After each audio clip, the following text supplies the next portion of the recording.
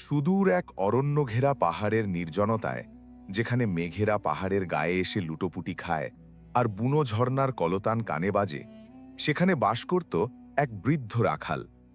আধুনিক দুনিয়ার শোরগোল থেকে বহু দূরে প্রকৃতির কোলেই ছিল তাদের আদিম অথচ শান্তিময় এক জগৎ।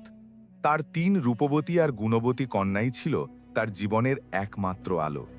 সারাদিন তারা পাহাড়ে ভেড়া চড়াত, সাদা ধবধবে পনির বানাত আর পশম দিয়ে পরম মমতায় বুনত শীতের পোশাক। কিন্তু সেই প্রশান্তির আড়ালে রাখাল বাবা তার বুকের গভীরে এক বিশেষ রহস্য লুকিয়ে রেখেছিলেন, যা তিনি দীর্ঘকাল আগলে রেখেছিলেন পাহাড়ের গহীনে এক গোপন গুহার মতো।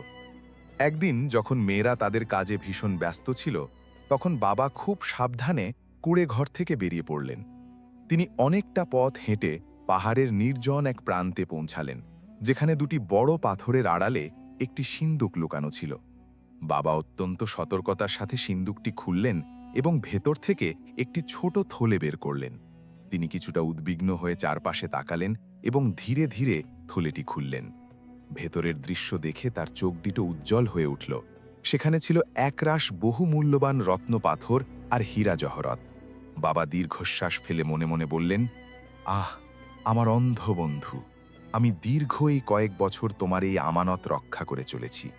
হঠাৎ তিনি পেছনে একটি শব্দ শুনতে পেলেন। দ্রুত ঘুরে তাকাতেই দেখলেন তার বড় মেয়ে আরিফা সেখানে দাঁড়িয়ে আছে। সে বিস্ময় আর বিভ্রান্তি নিয়ে বাবার দিকে তাকিয়েছিল। সে জিজ্ঞাসা করল, বাবা, আপনি কি লুকাচ্ছেন, আর কে আপনার সেই অন্ধ বন্ধু? বাবা কিছুক্ষণের জন্য থতমত খেয়ে গেলেন। তারপর দীর্ঘশ্বাস ফেলে বললেন, ঠিক আছে মা, সময় হয়েছে তোমাদের সত্যিটা বলার। তোমার অন্য 2 বোনকেও ডাকো, এই গল্পটি তোমাদের সবারই শোনা উচিত। 3 বোন তাদের বাবার চারপাশে ঘিরে বসল। তাদের চোখে মুখে তখন প্রবল কৌতূহল। বাবা তার গল্প বলতে শুরু করলেন এবং বললেন, বহু বছর আগে আমি এই নীলগিরি পাহাড়েই ভেড়া চড়াতলাম, যেমনটা এখন করি। একদিন এক অন্ধ ব্যক্তিকে দেখলাম যে তার পথ হারিয়ে এদিক ওদিক হাতড়াচ্ছিল। তার হাতে একটি সিন্দুক ছিল এবং তাকে দেখে খুব ক্লান্ত মনে হচ্ছিল। আমি তাকে সাহায্য করলাম এবং বিশ্রামের জন্য বসালাম। তখন সেই অন্ধ ব্যক্তি আমাকে জানালেন যে তিনি একজন রত্ন ব্যবসায়ী ছিলেন। ডাকাতদের হামলায় তিনি তার দৃষ্টিশক্তি হারিয়েছেন এবং এটাই ছিল তার অর্জিত শেষ সম্পদ। তিনি আর এটি পাহারা দিতে বা ব্যবহার করতে পারছিলেন না। তাই তিনি আমাকে অনুরোধ করেছিলেন যাতে আমি এই সিন্দুকটি লুকিয়ে রাখি এবং তার আমানত হিসেবে নিজের কাছে যত্ন করে রাখি, যতক্ষণ না তিনি ফিরে এসে তা ফেরত নেন। আমি তাকে কথা দিয়েছিলাম যে আমি তার এই গোপন কথা রক্ষা করব এবং তার সম্পদ পাহারা দেব। দীর্ঘ সময় পেরিয়ে গেল, কিন্তু কেউ এলো না। আমি মাঝে মাঝে শুধু সিন্দুকটি ঠিক আছে কিনা তা পরীক্ষা করতাম, কিন্তু কখনো সেটি আত্মসাৎ করার কথা ভাবিনি। এটি ছিল এক বন্ধুর কাছে করা আমার অঙ্গীকার, আর আমি কখনো আমানতের খেয়ানত করতে পারতাম না। মেয়েরা একে অপরের দিকে বিস্ময়ে তাকালো। ছোট মেয়ে সানিয়া প্রশ্ন করল, কিন্তু বাবা, আপনি কেন আগে আমাদের এই কথা বলেননি? বাবা দীর্ঘশ্বাস ফেলে বললেন, আমি ভয় পাচ্ছিলাম পাছে তোমাদের মনে লোভের জন্ম হয়। একদিন যখন রাখাল তার ভেড়া চড়াচ্ছিল, তখন সেই অন্ধ ব্যক্তিটি তার আমানত ফেরত নিতে এলো। রাখাল সেই ব্যক্তিকে সাথে নিয়ে সিন্দুকটি যেখানে রাখা ছিল সেখানে গেল, কিন্তু পাথরের মাঝে তাকিয়ে সে সিন্দুকটি দেখতে পেল না। রাখাল আতঙ্কিত হয়ে পড়ল এবং ভয়ে কেঁপে উঠে বলল, সিন্দুকটি কোথায় হারিয়ে গেল?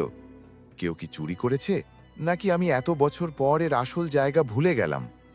অন্ধ লোকটি রাগে চিৎকার করে বলল, হে রাখাল, সিন্দুকটি কোথায়? তুমি কি আমাকে ধোঁকা দিয়েছ এবং সেটা নিজের জন্য রেখে দিয়েছ? রাখাল কাঁপানো স্বরে উত্তর দিল, না, আমি শপথ করছি যে আমি ওটা কখনো স্পর্শও করিনি। এটা তো এখানেই থাকার কথা ছিল। দুজনেই পাথরের মাঝে অনেক খোঁজাখুঁজি করল, কিন্তু কিছুই পেল না। রাখাল বলল, আমি এই সিন্দুকটি অনেক বছর ধরে আগলে রেখেছি এবং আমি ও আমার 3 মেয়ে ছাড়া এর জায়গা কেউ জানত না। অন্ধ লোকটি রাখালের কথা বিশ্বাস করল না এবং পাশের গ্রাম শান্তিনগরের বিচারকের কাছে অভিযোগ করতে গেল। বিচারক রাখালকে হাজির করার নির্দেশ দিলেন। বিচারক অন্ধ লোকটির সব অভিযোগ শুনলেন এবং তারপর রাখালের দিকে ফিরে জিজ্ঞাসা করলেন, এ বিষয়ে তোমার কি বলার আছে? রাখাল সততার সাথে পুরো গল্পটি বর্ণনা করল এবং জোর দিয়ে বলল যে সে কখনোই আমানতের খেয়ানত করেনি। বিচারক বললেন, তুমি সত্যবাদী হলেও এই অন্ধ ব্যক্তির আমানত ফেরত না দেওয়া পর্যন্ত তুমি তার কাছে ঋণী। তারপর তিনি রাখালকে 1 মাসের কারাদণ্ড দিলেন এবং বললেন যে এই 1 মাসের মধ্যে যদি সিন্দুকটি পাওয়া না যায় তবে আমি তোমার বিরুদ্ধে 7 বছরের কারাদণ্ডের রায় দেব। রাখালের মেয়েরা জানতে পারল তাদের বাবার কি অবস্থা হয়েছে। তারা অন্ধ লোকটির কাছে যাওয়ার সিদ্ধান্ত নিল যাতে তাকে অনুরোধ করে বাবাকে মাফ করিয়ে আনা যায়। 3 বোন যখন লোকটির কাছে গিয়ে ক্ষমা চাইল তখন লোকটি একটি শর্ত দিল। সে বলল, আমি তোমাদের বাবাকে একটি শর্তেই মুক্তি দিতে পারি। মেয়েরা বলল, সেই শর্তটি কি? অন্ধ লোকটি বলল, আমার শর্ত হলো তোমাদের 3 জনের মধ্যে একজনকে আমাকে বিয়ে করতে হবে। মেয়েরা এই অদ্ভুত শর্ত শুনে স্তব্ধ হয়ে গেল এবং একে অপরের দিকে তাকাতে লাগল।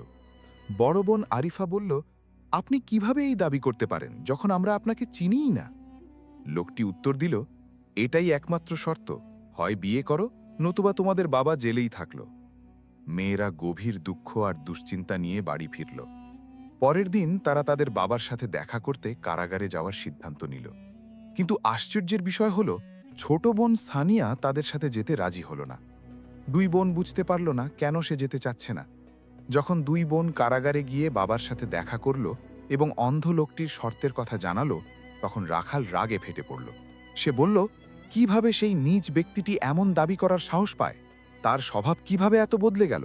আমি তো তাকে একজন নীতিবান মানুষ হিসেবে চিনতাম। মেয়েরা বলল, চিন্তা করো না বাবা, আমরা নিশ্চয় কোনো উপায় খুঁজে বের করব। রাখাল করুণ স্বরে তার মেয়েদের বলল, আমি কখনোই তোমাদের কাউকে ওই নীচ লোকটির সাথে বিয়ে করতে দেব না, এমনকি যদি আমাকে সারা জীবন জেলেই কাটাতে হয় তবুও না। সে আরও জানালো যে বিচারক তাকে 1 মাস সময় দিয়েছেন, এর মধ্যে সিন্দুক না মিললে 7 বছরের জেল হবে। রাখাল বলল, আমি তোমাদের জন্য খুব দুশ্চিন্তায় আছি। 2 মেয়ে বলল, চিন্তা করো না বাবা, আমরা সব সামলে নেব। যাওয়ার আগে বাবা ছোট মেয়ের কথা জিজ্ঞাসা করলেন, তোমাদের ছোট বোন কেন আসেনি? বড় মেয়ে বলল, যখন আমরা তাকে আপনার কাছে আসতে বললাম তখন তার চেহারা বদলে গেল এবং সে আসতে রাজি হলো না। বাবা বললেন, ঠিক আছে, ওকে বলো যে আমি ওকে খুব ভালোবাসি। 2 মেয়ে বলল, আমরা তাই বলবো বাবা। বাড়িতে ফিরে 3 বোন আলোচনার জন্য বসল। বড় বোন বলল, আমরা বাবাকে জেলে থাকতে দিতে পারি না, আমাদের কিছু একটা করতে হবে। মেজ বোন জারিয়া বলল, কিন্তু কিভাবে? আমাদের কেউ এমন একজন অন্ধ লোককে বিয়ে করতে পারে যাকে আমরা চিনিই না এবং যে আমাদের চেয়ে অনেক বড়। এটা অন্যায্য। কিন্তু ছোট বোন সানিয়া কিছুই বলল না এবং তার মতামত জানালো না। বড় ও মেজ বোনের মনে সন্দেহের দানা বাঁধল। তারা ভাবতে শুরু করল যে হয়তো ছোট বোনই সোনার সিন্দুকটি চুরি করেছে এবং সেই কারণেই তাদের বাবার জেল হয়েছে, কারণ সে না তার বাবার সাথে দেখা করতে গেছে না নিজের মতামত দিয়েছে। বড় বোন তাকে জিজ্ঞাসা করল, তুমি কেন কোনো কথা বলছো না? ছোট বোন বলল, আমার কিছু বলার নেই। বড় বোন বলল, ইনশাল্লাহ খুব শিগগিরই সত্য প্রকাশিত হবে। দিন পার হতে লাগল এবং 1 মাস প্রায় শেষ হয়ে এলো, কিন্তু মেয়েরা বাবাকে জেল থেকে বের করার কোনো উপায় পেল না। তখন বড় বোন সিদ্ধান্ত নিল যে সে তার বাবার জন্য নিজের জীবন বিসর্জন দেবে এবং ওই অন্ধ লোকটিকে বিয়ে করবে। সে কারাগারে গিয়ে বাবাকে তার সিদ্ধান্তের কথা জানালো। সে বলল, বাবা, আমি অনেক ভেবেছি, এই লোকটিকে বিয়ে করা ছাড়া আপনাকে বাঁচানোর আর কোনো পথ নেই। বাবা কঠোরভাবে তা প্রত্যাখ্যান করলেন এবং বললেন, কখনোই না মা, যাই হয়ে যাক, তুমি এটা করবে না। আল্লাহর রহমতের জন্য অপেক্ষা করো, তিনি জানেন যে আমি নির্দোষ। মেয়েটি অত্যন্ত ভারাক্রান্ত মনে বাড়ি ফিরল, কিন্তু বাবার কথাগুলো তাকে ধৈর্য ধরতে সাহায্য করল। অবশেষে বিচারকের দেওয়া সেই 1 মাস শেষ হল। সিন্দুকটি পাওয়া গেল না। বিচারের সেই দিন উপস্থিত হল। 3 মেয়ে তাদের বাবার বিচার দেখতে আদালতে গেল। আদালতে তারা দেখল তাদের বাবা আসামির কাঠগড়ায় দাঁড়িয়ে আছেন, আর অন্য পাশে অন্ধ লোকটি বিচারকের রায়ের অপেক্ষায় বসে আছে। লোকটি তাদের দিকে খুব ধূর্ত আর ম্যালিসাস হাসি দিয়ে তাকাচ্ছিল। মেয়েরা অবাক হলো যে একজন অন্ধ লোক কিভাবে তাদের দিকে ওভাবে তাকাচ্ছে, কিন্তু তারা তখন সেদিকে গুরুত্ব দিল না। বিচারক এসে বিচার শুরু করলেন। তিনি রাখালের দিকে তাকিয়ে বললেন, হে রাখাল, তোমার বিরুদ্ধে আমানত খেয়ানতের যে অভিযোগ আনা হয়েছে সে সম্পর্কে তোমার কি বলার আছে? রাখাল বলল, মাননীয় বিচারক, আমি শপথ করছি আমি আমানত খেয়ানত করিনি। আমি আপনাকে পুরো ঘটনাটি বলতে চাই। বিচারক বললেন, তোমার কি আগের কথার বাইরে নতুন কিছু বলার আছে? রাখাল বলল, হুজুর, আগে আমি আপনাকে যে সিন্দুকের গল্প বলেছিলাম তা ছিল অর্ধেক সত্য। বাকি সত্যটুকু আমি লজ্জায় আমার মেয়েদের কাছেও এতদিন গোপন করেছিলাম, কিন্তু আজ আর সহ্য করতে পারছি না। আমি আমার মেয়েদের ছোটবেলা থেকেই নীতি আর আত্মসম্মান শিখিয়েছি। আমার 5টি ভেড়া ছিল এবং তা দিয়ে আমাদের সংসার ভালোই চলত। একদিন ভেড়া চড়াতে চড়াতে আমি একটু ঘুমিয়ে পড়েছিলাম। জেগে দেখি নেকড়ে আমার সব ভেড়া খেয়ে ফেলেছে। আমি খুব ভেঙে পড়েছিলাম। তখনই লোকটি আমার কাছে এলো। সে তখন অন্ধ ছিল না। সে আমাকে সান্ত্বনা দিল এবং বলল সে আমাকে 5টি নতুন ভেড়া কিনে দেবে। আমি প্রথমে সাহায্য নিতে চাইনি, কিন্তু মেয়েদের ক্ষুধার কথা ভেবে রাজি হয়েছিলাম। লোকটি আমাকে 5টি ভেড়া কিনে দিয়েছিল। আমি আমার মেয়েদের এই কথা বলিনি, কারণ আমি চাইনি তারা জানুক যে তাদের খাবার পরোপকারের টাকায় আসে। আমি ভয় পেতাম পাছে তাদের আত্মসম্মান বোধ কমে যায়।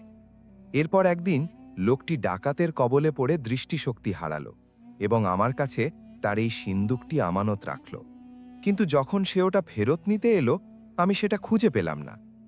বিচারক রাখালের কথায় প্রভাবিত হলেন, কিন্তু বললেন, তোমার কথা সত্য বলে মনে হচ্ছে, কিন্তু কোনো প্রমাণ ছাড়া আমি তোমাকে মুক্তি দিতে পারি না। তুমি কি কাউকে সন্দেহ করো? রাখাল বলল, আমি গোপন রাখলেও একদিন আমার বড় মেয়ে আমাকে সিন্দুকটি পরীক্ষা করতে দেখে ফেলেছিল। তখনই আমি তাদের সব জানাই, কিন্তু আমার বিশ্বাস আমার কোনো মেয়ে এমন কাজ করতে পারে না। বিচারক যখন রায় দিতে যাবেন তখন রাখাল হাত তুলে প্রার্থনা করল, হে আল্লাহ, তুমি জানো আমি নির্দোষ, তুমি ছাড়া আমার কোনো সাক্ষী নেই। ঠিক সেই মুহূর্তে এক সুদর্শন যুবক আদালতের কক্ষে প্রবেশ করল এবং পুরো মামলার মোড় ঘুরিয়ে দিল। তার হাতে ছিল সেই হারানো সিন্দুকটি। সে সেটি বিচারকের সামনে রেখে বলল, মাননীয় বিচারক, এই সেই সিন্দুক যা আপনারা খুঁজছেন। এই রাখাল নির্দোষ এবং সে আমানত রক্ষা করেছে। যুবককে দেখে অন্ধ লোকটির চেহারায় আতঙ্কের ছাপ ফুটে উঠল। বিচারক যুবককে জিজ্ঞাসা করলেন, তুমি কে? যুবক বলল, আমার নাম শামির, আমি এই অন্ধ ব্যক্তির ভ্রাতুষ্পুত্র। বিচারক বললেন, ইনি কি তোমার বাবা নন? শামির বলল, না হুজুর, ইনি আমার চাচা মজিদ, ইনি আমার বাবার যমজ ভাই। আর সবচেয়ে বড় কথা হলো, ইনি অন্ধ নন, ইনি পুরোপুরি দেখতে পান। আমি এখানে এসেছি এই নির্দোষ রাখালকে বাঁচাতে। স্বামীর পুরো ঘটনা খুলে বলল, আমার বাবা, যিনি প্রকৃত অন্ধ ছিলেন, তিনি 1 মাস আগে মারা গেছেন। মারা যাওয়ার আগে তিনি আমাকে এই রাখালের কথা এবং আমানতের কথা বলেছিলেন, কিন্তু আমার চাচা মজিদ আড়ালে দাঁড়িয়ে সব শুনে ফেলেন। লোভে পড়ে তিনি আমাকে একটি ঘরে বন্দি করে রাখেন এবং বাবার ছদ্মবেশ ধরে রাখালকে হেনস্থা করতে থাকেন। তিনি রাখালকে অনুসরণ করে সিন্দুকের জায়গা চিনে নিয়েছিলেন এবং নিজেই সেটি চুরি করেছিলেন। এরপর তিনি রাখালকে চাপ দিচ্ছিলেন যাতে তার এক মেয়েকে তার সাথে বিয়ে দেয়, কারণ তার স্বভাব খারাপ হওয়ায় কোনো মেয়ে তাকে বিয়ে করতে চাইত না। তিনি সিন্দুকটি বাগানে পুঁতে রেখেছিলেন, যা আমাদের এক চাকর দেখে ফেলে এবং আমাকে মুক্ত করে। আমি আজ সব প্রমাণ নিয়ে হাজির হয়েছি। বিচারক সব শুনে অত্যন্ত রাগান্বিত হলেন। তিনি তৎক্ষণাৎ ধূর্ত চাচা মজিদকে গ্রেফতারের নির্দেশ দিলেন এবং জালিয়াতি, চুরি ও নিরপরাধ মানুষকে ফাঁসানোর দায়ে তাকে 10 বছরের কারাদণ্ড দিলেন। রাখালকে সসম্মানে মুক্তি দেওয়া হল। রাখালের মেয়েরা আনন্দে আত্মহারা হয়ে গেল। রাখাল সামিরের কাছে ক্ষমা চাইল তার বাবার সম্পর্কে ভুল ধারণা পোষণের জন্য। সামির বলল, ঠিক আছে চাচা, চেহারার মিল থাকায় আপনার ভুল হওয়াটাই স্বাভাবিক ছিল। বাড়ি ফেরার পথে রাখাল তার ছোট মেয়ে সানিয়াকে জিজ্ঞাসা করল, মা, তুমি কেন আমাকে দেখতে যাওনি? ছোট মেয়ে কেঁদে ফেলে বলল, বাবা, আপনাকে ওই অবস্থায় দেখার শক্তি আমার ছিল না। আমি এতই ভেঙে পড়েছিলাম যে কারো সাথে কথাও বলতে পারছিলাম না। 2 বড় বোন তখন তাদের ভুলের জন্য ছোট বোনের কাছে ক্ষমা চাইল। ছোট বোন বড় হৃদয়ে সবাইকে ক্ষমা করে দিল। সামির রাখালের বিশ্বস্ততার পুরস্কার হিসেবে তাকে অনেক উপহার দিল। রাখাল তার মেয়েদের দিকে তাকিয়ে বলল, আজ আমরা এক বড় শিক্ষা পেলাম। মেয়েরা বলল, সেটা কি বাবা? রাখাল বলল, কখনো প্রমাণ ছাড়া কারো প্রতি মন্দ ধারণা পোষণ করতে নেই। আল্লাহ তাআলা পবিত্র কুরআনে বলেছেন, নিশ্চয়ই কিছু কিছু ধারণা পাপ।